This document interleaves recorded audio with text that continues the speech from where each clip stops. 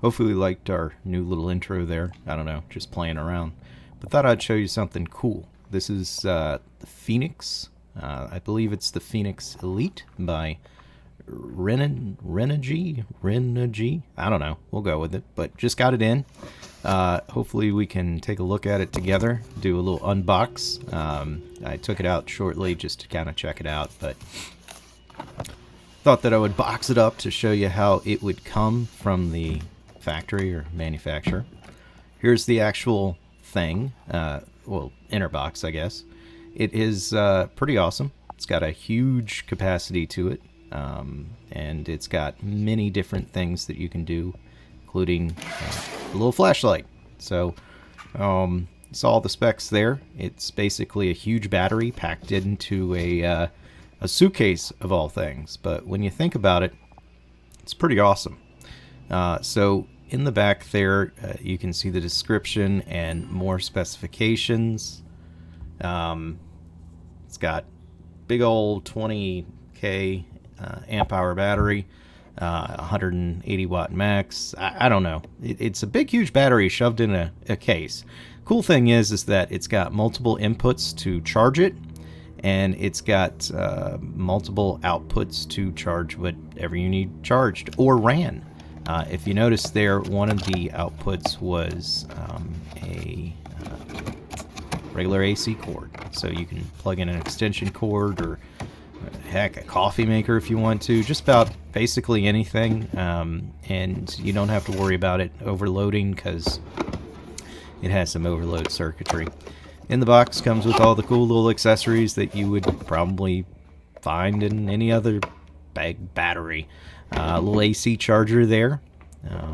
You've got the car charger or cigarette lighter or whatever it's called nowadays to charge it. You got USB-C if you want to spend all day charging it. These are cool because they connect to solar panels, so you can use external solar panels, and the little manual. So nothing too crazy there, just multiple ways that you can charge this thing up. Which is pretty cool, especially if you're going to throw it in your airplane. You know, if you want to charge it 19 different ways to Sunday, if you have, you know, options, help you out. Nothing too crazy. But this is the star of the show, the Phoenix Elite. I like the colors. I think it's pretty cool looking. And it's very handy. It comes with that big old thick handle. It's very well made. I think on the specs there it said it was I want to say 14 pounds. That seems heavy. Maybe 11. But very simple function. It's built like a tank. It's got the AC/DC options. What I like is the fan. Keeps it cool so it won't blow up in your plane. There's a little light. AC or Type-C in and out. And then the DC in from either the cigarette lighter or accessory, whatever you want to call it, or the external solar panels. On the other end, you've got other fans and vents to keep it nice and cool. Again, I don't like things blowing up. There's the AC, cigarette lighter, or whatever, DC outs, which are pretty handy, 2 of them.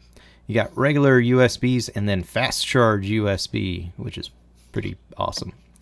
If you need to charge your cell phone or whatever. Super quick. Specs on the back there. It's got all the good things for people to geek out on. It's got some rubber feet, so if you put it down, it won't move around. I love this thing. It's pretty awesome. And it's got a tactile button switch. Holy smokes! Which is awesome, and something that you don't see very often. The AC/DC, you just basically push real quick, off and on. If you hold it, it does nothing. Pretty simple. And if there's some type of weird error that pops up, it'll pop up. The error there was because I pushed and held the DC, and it was my fault. But as you can see, it quickly resolves itself. 100% battery because I just charged this thing. I charged half through the sun, which I'll show you the pictures of, and then half hooking it up in the house. Of course, it's going to take much longer if you do the solar panels. Speaking of solar panels, the main star of the show is the solar panel array, which is pretty amazing. These are high input solar panel. I don't know. I read the thing online and it says all this, you know, glorious things, and it's got pixie dust. on it there.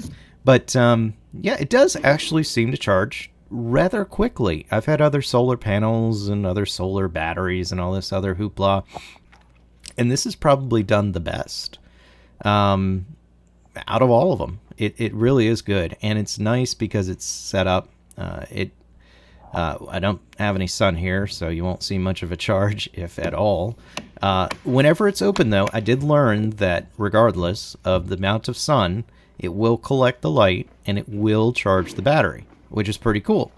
So sometimes you'll see the charging, which I'll show a picture of in just a little bit, of how many watts it's charging at, and then other times you won't. But just know that when you open it up, regardless of the amount of sun, it will charge the battery.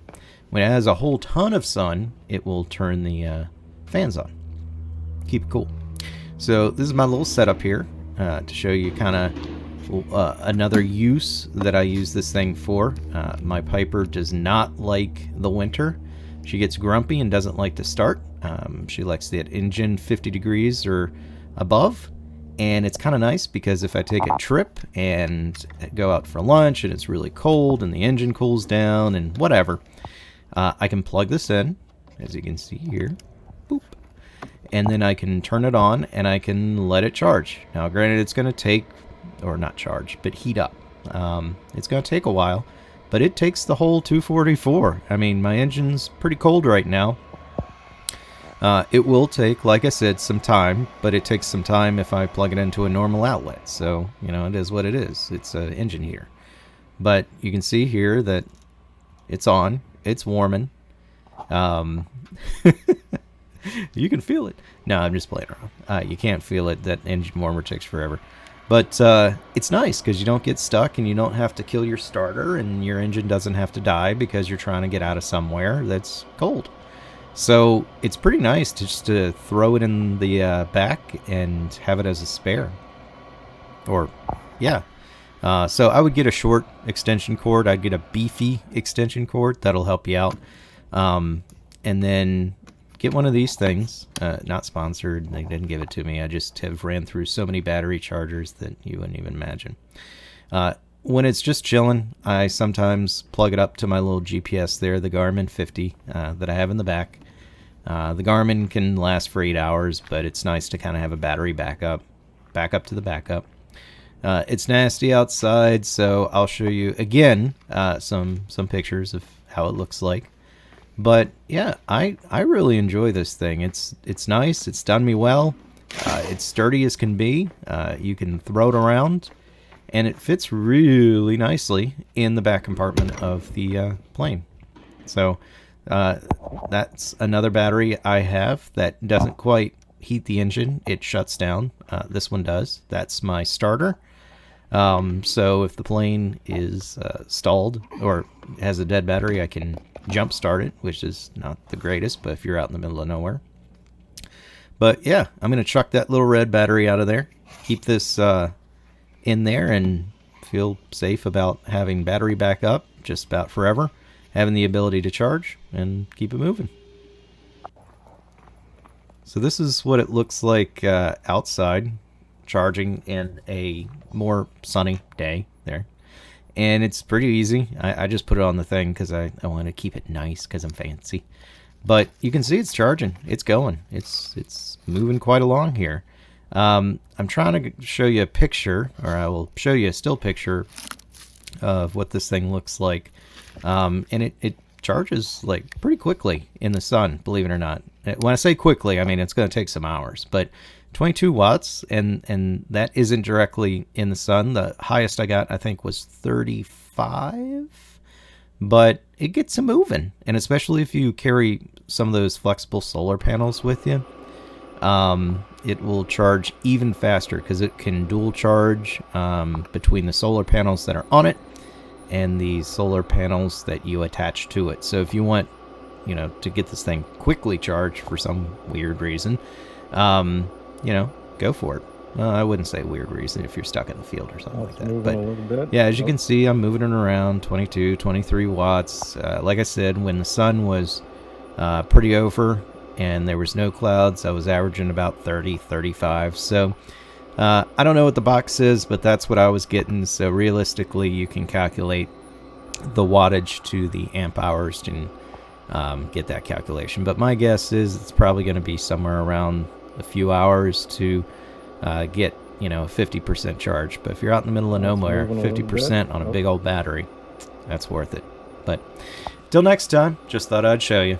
Stay safe out there.